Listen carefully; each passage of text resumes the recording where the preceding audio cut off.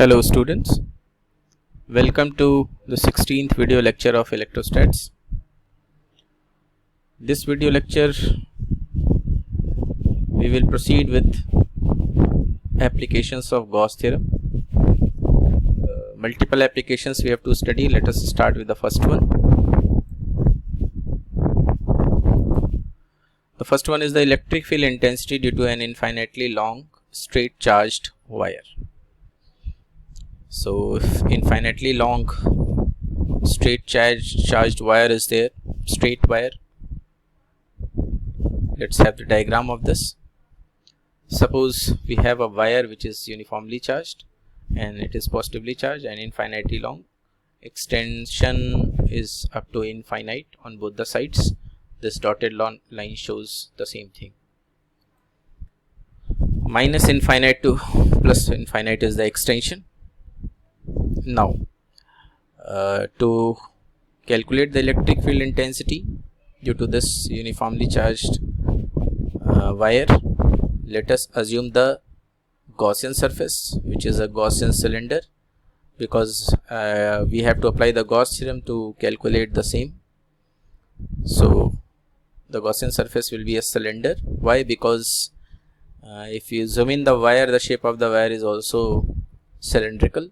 So that's why we have assumed as cylindrical Gaussian surface. Gaussian surface property. Gaussian surface is a closed surface around a charge distribution such that the electric field intensity has a single fixed value at every point on the surface. So Gaussian surface is to be assumed in such a manner that at every point on the Gaussian surface the electric field intensity remains same. Okay. Suppose the cylinder's radius is r and length of the cylinder is L. We choose a very small area on this surface of the cylinder at point A. The area is ds, so this is the area vector ds, which is acting in normally outward direction.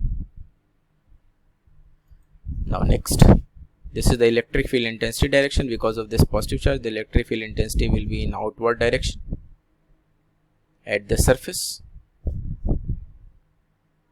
This surface is circular surface of the cylinder.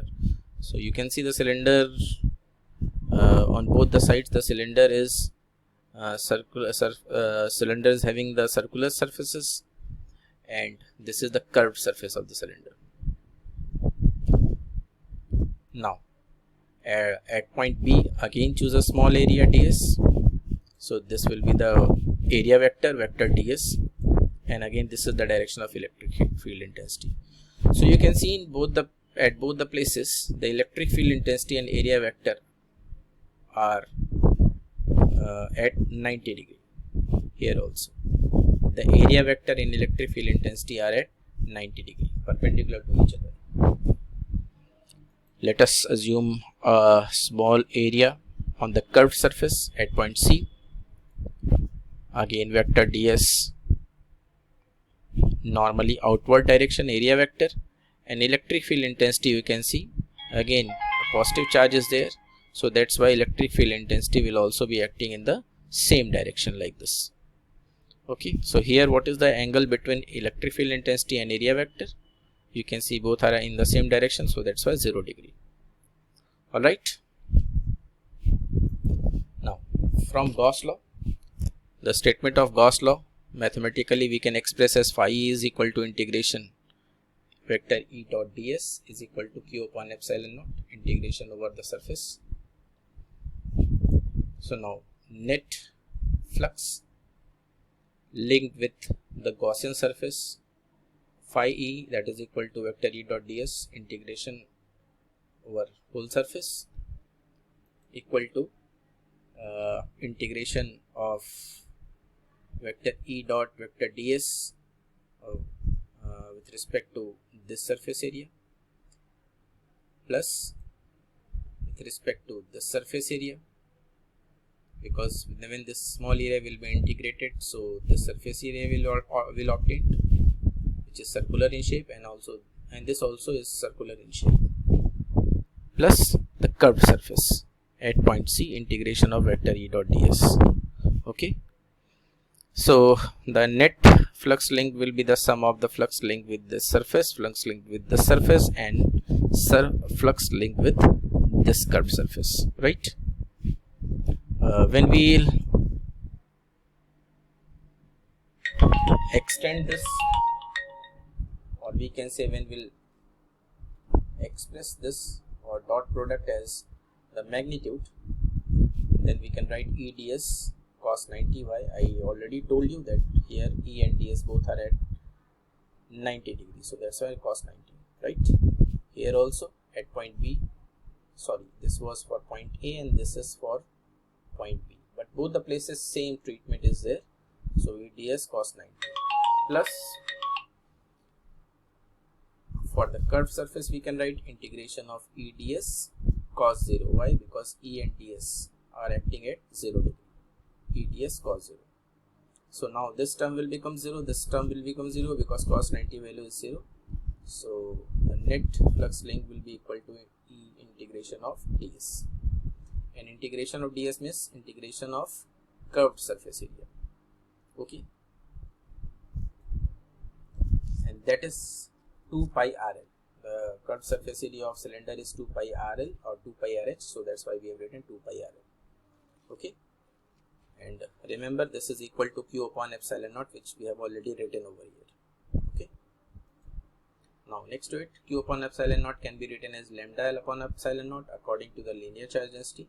Lambda is equal to Q by L, so therefore Q is equal to lambda L, where lambda is the linear charge density. Therefore, E into 2 pi RL, which is the integration of vector E dot ds over the whole surface, equal to lambda L upon epsilon naught. At the place of Q upon epsilon naught, we can write like this. Or we can write E is equal to 1 upon 2 pi epsilon naught lambda by R. How?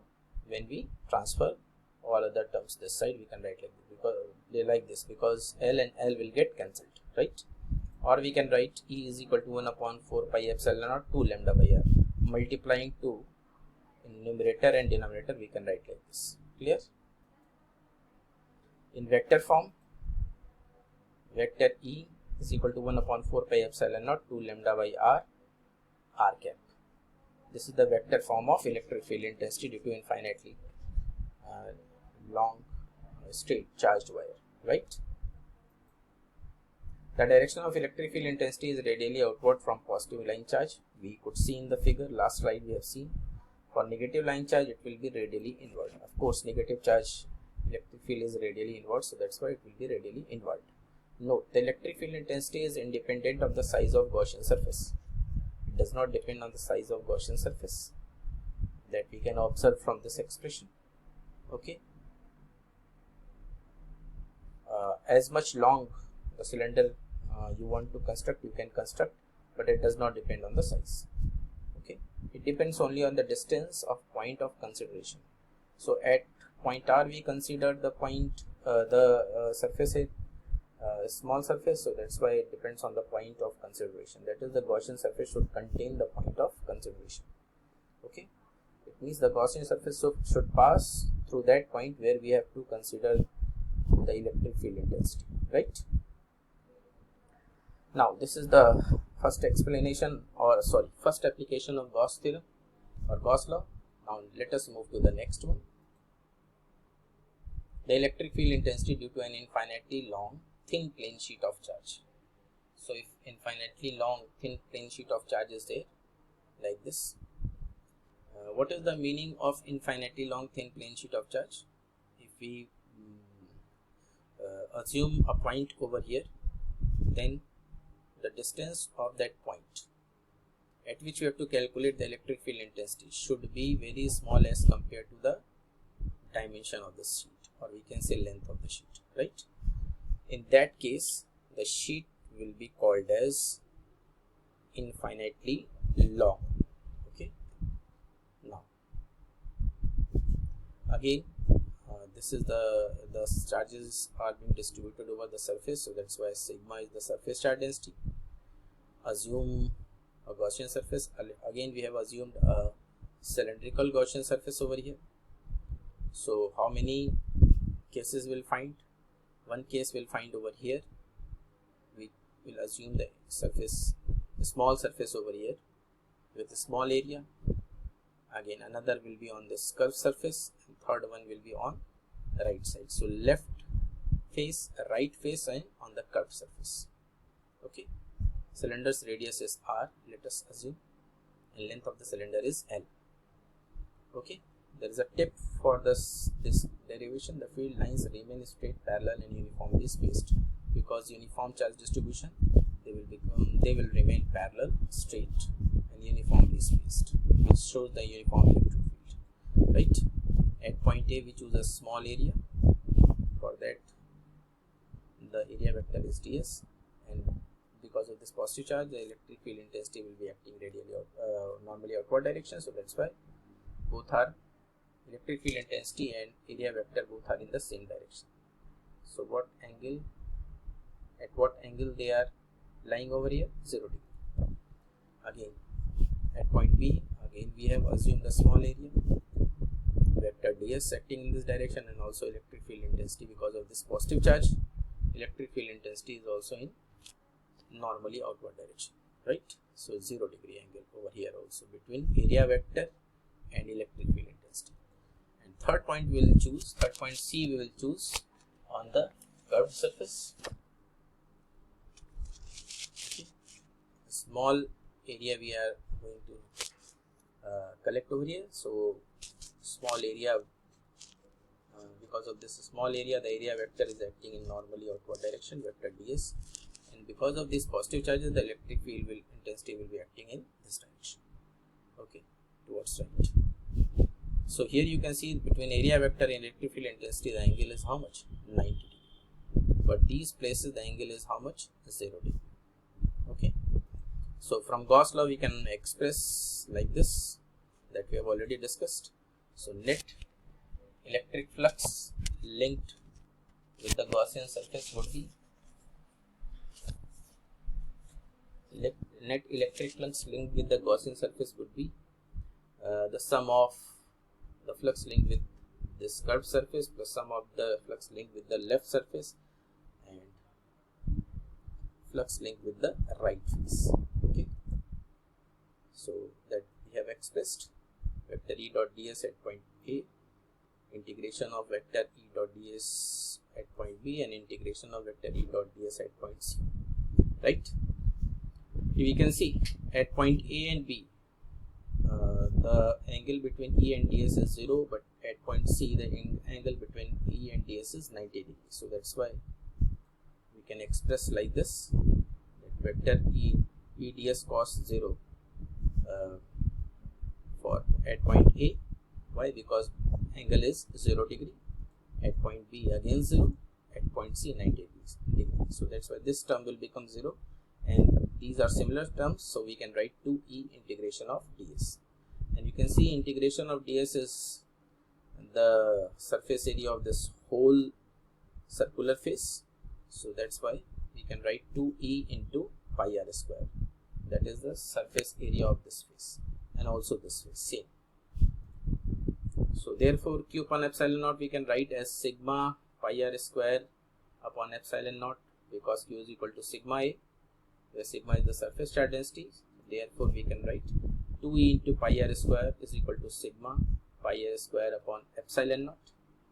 Okay, this we have integrated in the last slide.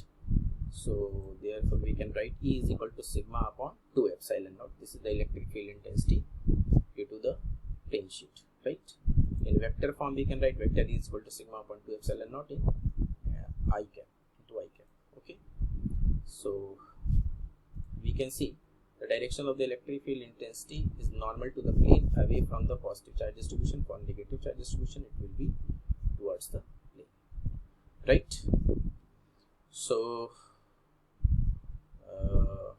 a note point we can have, the electric field intensity is independent of the size of Gaussian surface constructed. There is no size involved in the expression. It neither depends on the distance of the point of consideration. Distance is also not involved over here, and radius of the cylindrical surface, right? So we will proceed in the next video lecture. Thank you for being